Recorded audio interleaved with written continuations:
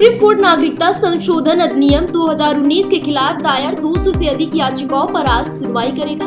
नागरिकता संशोधन अधिनियम के नियमों को लागू करने पर रोक लगाने की मांग को लेकर भी याचिकाएं दायर की गई। भारत के मुख्य न्यायाधीश डी.वाई. चंद्रचूड़, न्यायमूर्ति जे.बी. पारदीवाला और न्यायमूर्ति मनोज मिश्रा की अध्यक्षता वाली 3 न्यायाधीशों की पीठ मामले की सुनवाई करेगी। सीएए को भारत की संसद ने 11 दिसंबर 2019 को पारित किया था। यह कानून व्यापक बहस और विरोध का विषय रहा है।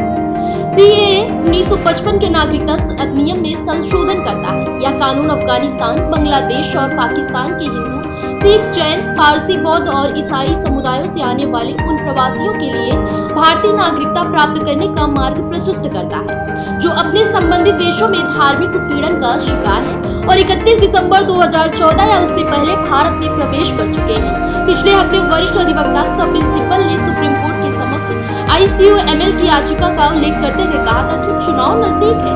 सीएए संसद से पारित होने के 4 साल बाद इसके नियमों को ऐसे समय अधिसूचित करना सरकार की मंशा को संदिग्ध बनाता है। कानून को चुनौती देने वाले याचिकाकर्ताओं ने कहा है कि सीएए धर्म के आधार पर मुसलमानों के खिलाफ भेदभाव करता है।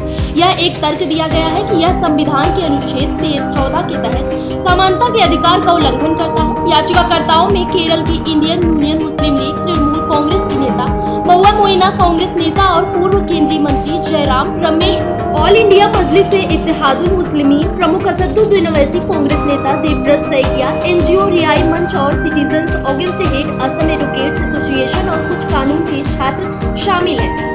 IOML असम के कांग्रेस नेता देवव्रत सैकिया, असम जातीयवादी युवा छात्र परिषद, एक क्षेत्रीय संगठन Democratic Youth Federation of India और Social Democratic Party of India ने सीए नियम 2024 को चुनौती दी। इसके माध्यम से सीए को लागू किया गया है। केरल सरकार पहली बार राज्य सरकार थी जिसने 2020 में सीए के खिलाफ सुप्रीम कोर्ट का रुख किया और कहा कि यह भारतीय संविधान द्वारा दिए गए समानता के अधिकार के प्रावधानों के खिलाफ है।